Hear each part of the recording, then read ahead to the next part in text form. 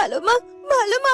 তুমি না বলেছিলে মা নাকি ওই মোড়ল বাড়িতে কোনো একটি কাজে আটকে গিয়েছে, আর তাই সে ফিরতে পারেনি।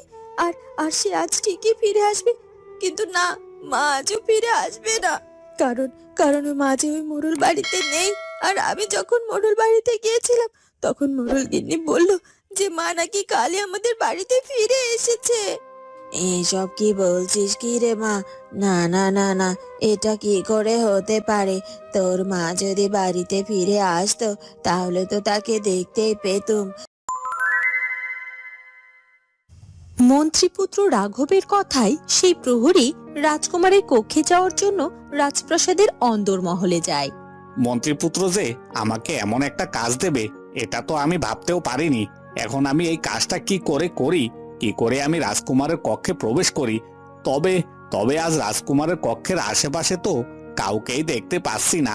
মনে হচ্ছে এখানে কেউ নেই, আর তাই রাজকুমারের কক্ষে ঢুকলেও কেউ হয়তো আমাকে দেখবেও না। কিন্তু আমি ভাবছি, যদি সত্যি সত্যি একবার কেউ দেখে ফেলে তাহলে তো আমার মহা বিপদ হয়ে যাবে।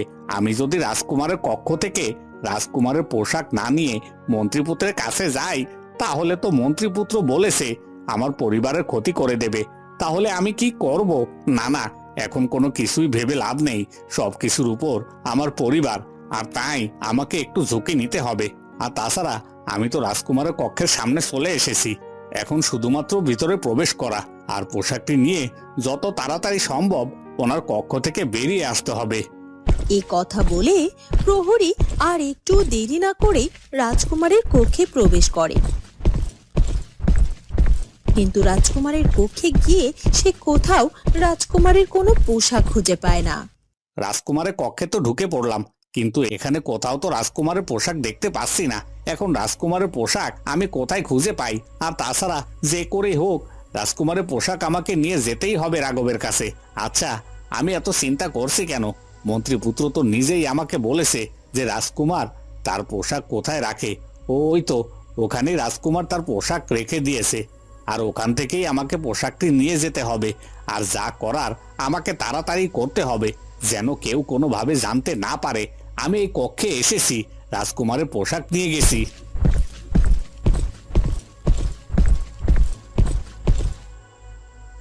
এরপর রাজকুমারের পোশাক নিয়ে তাড়াতাড়ি করে রাজকুমারের কক্ষ থেকে প্রহরীটি বেরিয়ে পড়ে। ওদিকে মোড়ল গিন্নি একটি চাদরে নিজের শরীর এবং মুখ ঢেকে বাইরে কোথাও বেরোনোর জন্য প্রস্তুতি নেয়। এই তো, এবার আর আমাকে কেউ চিনবে না। আমি এখন যেখানেই যাই না কেন সবাই বুঝবে না যে আমি মোড়ল গিন্নি। আর এটাই তো আমার দরকার ছিল। এই ছদ্মবেশটা নিয়েই আমাকে আমার কাজটা সেরে ফেলতে হবে। আর এই ফাঁকে যদি আমি কাজটা না করতে পারি তাহলে তো কিছুতে ওই রামুর বউকে আমি মৃত প্রমাণিত করতে পারবো না। যে করেই হোক আমাকে এক্ষুনি যেতেই হবে, আর সন্ধ্যের আগেই কাজটি করে আমাকে ফিরে আসতে হবে। এ কথা বলে মোড়ল গিন্নি বাড়ি থেকে বেরিয়ে যেতে থাকে। আর তখনই মোড়ল মশাই বাড়িতে এসে হাজির হয়। এ কি? কে কে গো তুমি? আমার বাড়ি থেকে এভাবে বেরিয়ে যাচ্ছ? আর তাছাড়া তোমার মুখ চোখ এভাবে ঢেকে রেখেছো কেন? বলো বলো, কে তুমি? এই রে, আমার স্বামী বাড়িতে চলে এসেছে। সকাল বেলা বললো যে আজ নাকি তার বাড়িতে ফিরতে অনেক রাত হবে, কিন্তু সে তো দেখি বিকেল হতে না হতে বাড়ি ফিরে এসেছে। আর এখন এখন আমি কি করব? ওনার কাছে যদি আমি ধরা পড়ে যাই তাহলে তো আমি কিছুতেই আমার কাজে বেরিয়ে যেতে পারবো না। কি হলো কি? আমি তোমাকে সেই তখন থেকে প্রশ্ন করে যাচ্ছি, কিন্তু তুমি আমার কোনো কথার উত্তর দিচ্ছ না কেন? বলো, কে তুমি আর কি চাই তোমার এখানে?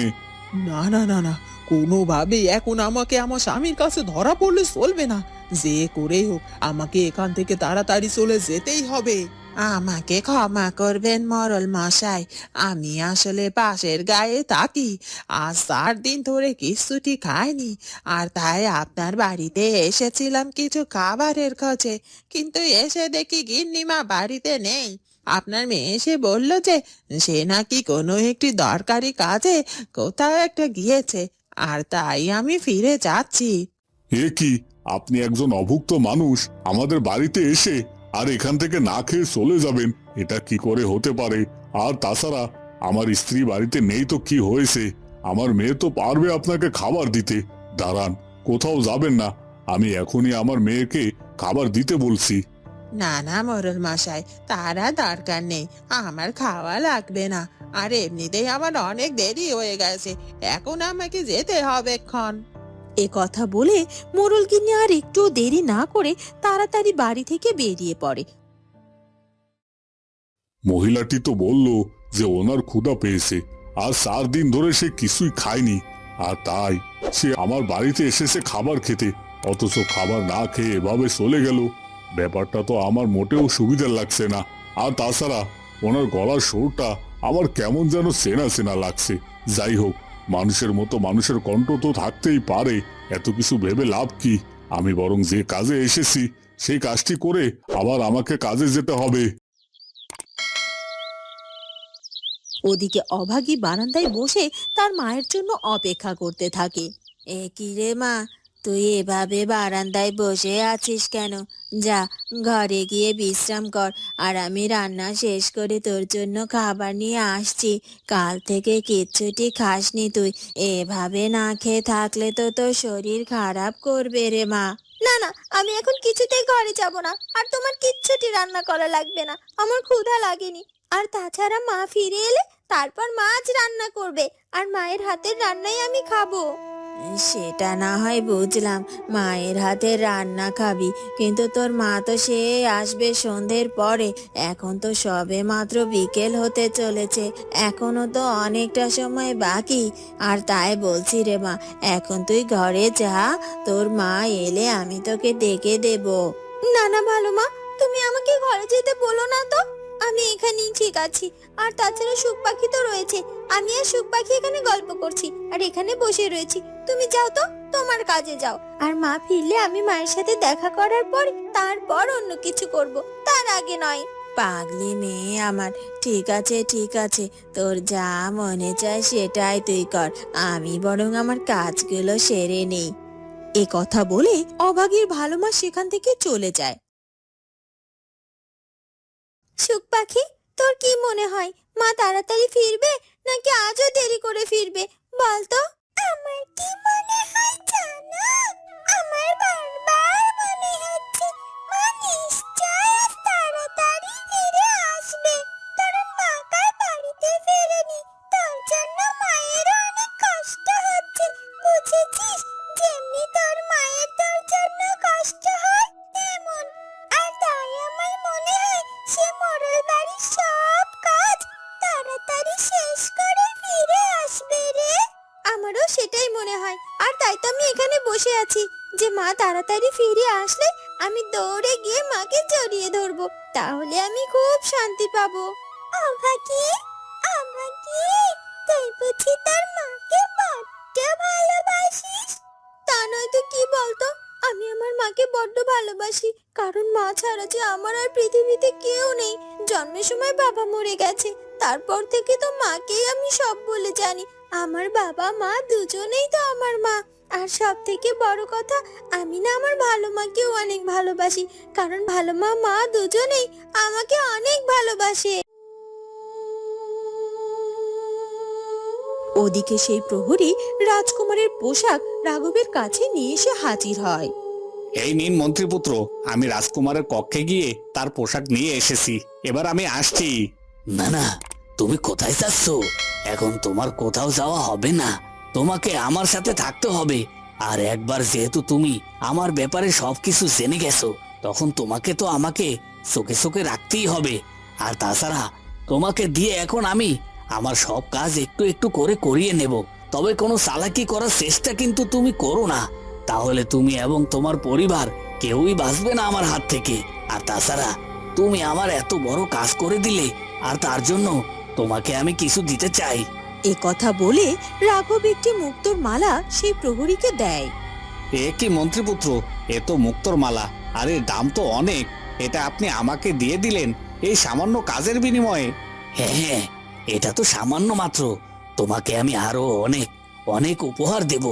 আমি খুব ভালো করে জানি মহারাজের কাছ থেকে যে বেতন তুমি পাও তা দিয়ে তোমার সংসার চালাতে বড্ড কষ্ট হয়, তবে আজ থেকে যদি তুমি আমার সাথে কাজ করো আমি তোমাকে আরো আরো অনেক অনেক পয়সা দিব, আর তা দিয়ে তুমি আরাম আয়েসে পায়ের উপর পা তুলে তোমার পরিবারকে নিয়ে সুখে শান্তিতে থাকতে পারবে। হ্যাঁ মন্ত্রীপুত্র, আপনি ঠিকই বলেছেন। আমি যা বেতন পাই তা দিয়ে আমার সংসার চালানো খুব কষ্ট হয়ে যায়। তার উপর আমার একটা বাচ্চা মেয়ে আছে, তার ভবিষ্যতের কথা তো চিন্তা করে হলেও আমি আপনার সাথে কাজ করতে চাই। আজ থেকে আপনি আমাকে যা যা বলবেন আমি তাই করব। ঠিক আছে, তোমার কথাই আমি খুব খুশি হলাম। যাও, এক্ষুনি গিয়ে আরো 2-4 জন প্রহরীকে সাথে নিয়ে আমার সাথে জঙ্গলে যাওয়ার জন্য প্রস্তুত হও। আমি তোমাদেরকে নিয়ে উত্তরের জঙ্গলে যেতে চাই। যথাজ্ঞা মন্ত্রীপুত্র। এ কথা বলে প্রহরী সেখান থেকে চলে যায়। এই তো, এই পোশাকই সাহায্য করবে রাজপুত্রকে মৃত প্রমাণিত করতে। এখন শুধুমাত্র সময়ের অপেক্ষা, আর তারপরেই আমি রাজকুমারকে মৃত প্রমাণিত করে ফেলবো।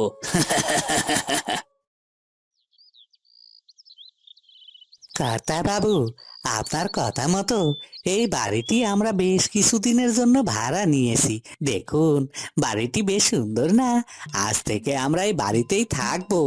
কিন্তু কর্তা বাবু, আমি তো ঘর একটা নিয়েছি, আর বিছানাও একটা, আর আমরা 2 জন মানুষ। তাহলে কি আমরা 2 জন একই বিছানায় ঘুমাবো নাকি? তবে কর্তা বাবু, আপনি চিন্তা করবেন না, আমি বিছানার এক কোণে চুপচাপ শুয়ে থাকবো, একটুও নড়বো না, আর আপনার স্পর্শও করবো না। তোর এত বড় সাহস, তুই আমার সাথে একই বিছানায় ঘুমাবি? বলি, তোকে এই বিছানায় ঘুমাতে দেবে কে? এই বিছানা আমার, আর আমি একাই বিছানায় ঘুমাবো। কিন্তু কর্তা বাবু, ঘরও একটা, বিছানাও একটা, তাহলে আপনি যদি এই বিছানায় একাই ঘুমান, তাহলে আমি কোথায় ঘুমাবো বলুন তো? কেন, এই মেঝেতে? এই মেঝেতে ঘুমাবি? আর কোনোভাবেই তুই আমার বিছানায় ঘুমানোর কথা চিন্তা করবি না, বুঝেছিস? এই বুড়োটা বড্ড পাজি। আমাকে এই বিছানায় একটু ঘুমাতে দিলে কি হতো? আমাকে নাকি মেঝেতে ঘুমাতে হবে, কিন্তু করারও তো কিছু নেই। যেহেতু ওনার কাজ করি, ওনার কথা তো আমাকে শুনতেই হবে। ঠিক আছে কর্তা বাবু, আপনি যা বলবেন তাই হবে। কিন্তু কর্তা বাবু, সেই তখন থেকে দেখছি আপনি কিছু একটা ভেবে চলেছেন।